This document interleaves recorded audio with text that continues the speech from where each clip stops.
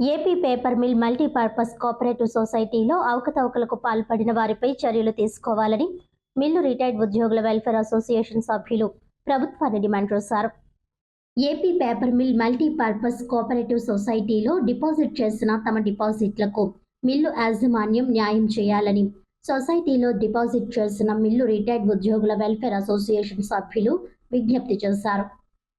Media సమావేశంలో association ప్రతినిధులు Maddadi Somaraju, P Umamaheswararao, K Lachiraju తదితరులు మాట్లాడారు.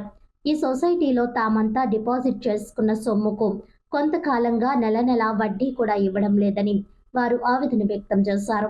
సొసైటీలో సుమారు 4 కోట్ల రూపాయలు డిపాజిట్లు ఉంటే అందులో పాలక వర్గం 2.5 కోట్ల రూపాయల వరకు అవకతవకలకు పాల్పడిందని వారు ఆరోపించారు. ఈ సొసైటీలో 120 మంది సభ్యులు ఉంటారని, ఒక్కొక్కరు 2 లక్షల నుంచి 10 లక్షల రూపాయల వరకు డిపాజిట్లు చేశారని, వాటిపై నెల వడ్డీ ఇవ్వాలని వారంతా కోరారు. ఈ సమావేశంలో సోమరాజు, ఉమామహేశ్వరరావు, లచ్చరాజు, కె ఆంజనేయులు, పి సురేష్ కుమార్ తదితరులు పాల్గొన్నారు. బాగా 50 సంవత్సరాలు బట్టి నడుతున్న సొసైటీ మీద నమ్ముకొని బయట మాకు వచ్చే రిటైర్మెంట్ వచ్చే డబ్బు కూడా మాకు 1000 నుంచి 2500 దాకా కంటే ఎక్కువ రాదు మాకు పెన్షన్లో. అలాగా మేము అందరూ కూడా ఇంత సర్వీస్ చేసి కూడా మా కష్టార్జితం అంతా కూడా ఈ సొసైటీలో వేయడం జరిగింది. ఈ నవంబర్ 2023 నుంచి కూడా ఈ కోఆపరేటివ్ సొసైటీ వాళ్ళు ఏం చేశారంటే మాకు వడ్డీ కానీ అసలు కానీ వేయడం ఆపేశారు. ఏని అడిగితే మేనేజ్మెంట్ ఆపేసింది కాబట్టి మీ కటింగ్ ఆపేసింది కాబట్టి మేము వడ్డీలు ఇవ్వలేకపోతున్నాం అని చెప్పేసి వాళ్ళు చెప్పడం జరిగింది. ఎందుకని మేనేజ్మెంట్ కూడా ఇల్లు అడిగితే మేనేజ్మెంట్ ఏముందంటే ఈ సొసైటీలో ఫ్రాడ్ జరిగినట్టుగా మాకు తెలిసింది. మీరు వేసుకున్న 4 కోట్ల 28 లక్షల్లో 2 కోట్ల దాకా వీళ్ళు వాడుకున్నట్టుగా మాకు తెలిసింది. దాని తాలూకు రిపోర్ట్స్ కానీ ఆడిట్ రిపోర్ట్స్ అవన్నీ కూడా పుస్తకాలన్నీ కూడా తెచ్చి మాకు సబ్మిట్ చేయమన్నా సరే కూడా వాళ్ళు సబ్మిట్ చేయకపోవడం వల్ల కారణం వల్ల మేము కటింగ్ ఆపేసామని చెప్పేసి మేనేజ్మెంట్ చెప్పడం జరిగింది. అలాగే వీళ్ళు డైరెక్టర్లను కూడా అడిగితే మేమేం చేస్తాం, కటింగ్ ఆపేసింది కాబట్టి మేమేం చేస్తాం అని చెప్పేసి వీళ్ళు మేనేజ్మెంట్ అలా చెప్పడం జరిగిందనమాట.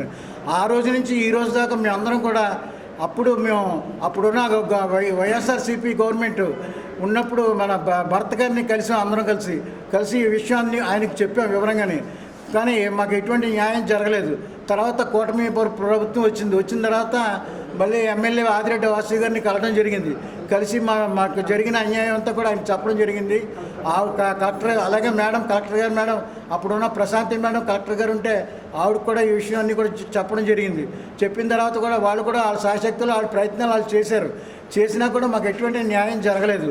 అలాగే 2.5 సంవత్సరాలు బట్టి మేము కంటిన్యూగా తిరుగుతూనే ఉన్నాం తప్ప మాకు ఎటువంటి న్యాయం జరుగుతలేదు. కాబట్టి ఈ విషయం మీరందరూ కూడా అందరికీ గవర్నమెంట్కి అలాగే మేనేజ్మెంట్కి కూడా తెలియపరిచి మాకు అందరికీ న్యాయం చేసి మా డబ్బులు మాకు ఇప్పించవలసిందిగా కోరుతున్నాం. ఏమో మాకు సంబంధం లేదు, మేము కటింగ్ ఆపేస్తాం, మేము కట్ చేయమంటుంది. మేమేమో కలెక్టర్ గారి దగ్గరికి వెళ్ళి మీట్ అయ్యాం. ఎమ్మెల్యే గారి కలెక్టర్ గారి దగ్గరికి వెళ్ళి వాళ్ళేమో డీసీఓ దగ్గరికి పంపుతున్నారు. డీసీఓ దగ్గరికి వెళ్తుంటేనేమో అవుతుందండి పని అవుతుందని చెప్పి అలా కాలయాపన చేత 2 సంవత్సరాల నుంచి జరుగుతుంది ఇది. కానీ మాకు న్యాయం చేయట్లేదండి. వీళ్ళు ఎవరి దగ్గరికి వెళ్ళి చెప్పుకున్నా అవుతుంది అంటారు తప్ప పని మాత్రం ముందుకు వెళ్తలేదండి. ఇది వరకు మిల్లు ఏదన్నా ఫ్లాట్ జరిగితే మేనేజ్మెంట్ చర్య తీసుకుని వాళ్ళ ఉద్యోగంలోంచి కూడా తీసేసిందండి. కానీ వీళ్ళని ఎందుకు మేనేజ్మెంట్ వాళ్ళు సమర్థింతుందో తెలియట్లేదండి. అవినీతి జరిగినప్పుడు వాళ్ళని ఎందుకు సమర్థిస్తున్నారో తెలియట్లేదు. దీని మీద ఏమో కోర్టులో కేసులు వేయటం, ఏదో విధంగా ప్రొలాంగ్ చేయటం, ఇలాగ 2 సంవత్సరాల నుంచి మమ్మల్ని నానా యాతన తిప్పుతున్నారండి మమ్మల్ని. మేమేమో ఒకళ్ళు 70 సంవత్సరాల వయసు వచ్చిన వాళ్ళు అండి. మాకు వచ్చినటువంటి పెన్షన్ కూడా 2800 వస్తుందండి, గవర్నమెంట్ పిఎఫ్ పెన్షన్. ఆ 2800తో మేము బతకలేక ఏదో మా సంస్థ కాదు ఇది, మమ్మల్ని ఉద్ధరించే సంస్థ 40 సంవత్సరాల పైనుంచే ఉంది కదా అని ఈ సంస్థలో మేము డిపాజిట్ మాకు వచ్చినటువంటి పిఎఫ్ గ్రాట్యుటీ కూడా ఈ సంస్థలో డిపాజిట్ చేసుకున్నామండి ఆశపడి. దాని గురించి వీళ్ళు ఏం చేస్తున్నారంటే దీన్ని ఒక స్కామ్ కింద చిత్రీకరించి డబ్బులన్నీ వీళ్ళు వాడేసి ఏం చేశారో తెలియదు. మాకు ఇంట్రెస్ట్లు ఇవ్వట్లేదు, అసలు కూడా ఇవ్వట్లేదండి. మేనేజ్మెంట్కి గవర్నమెంట్కి ఎన్నోసార్లు మొదలుపెట్టుకున్నాం, అయినా సరే ఫలితం ఉండలేదండి.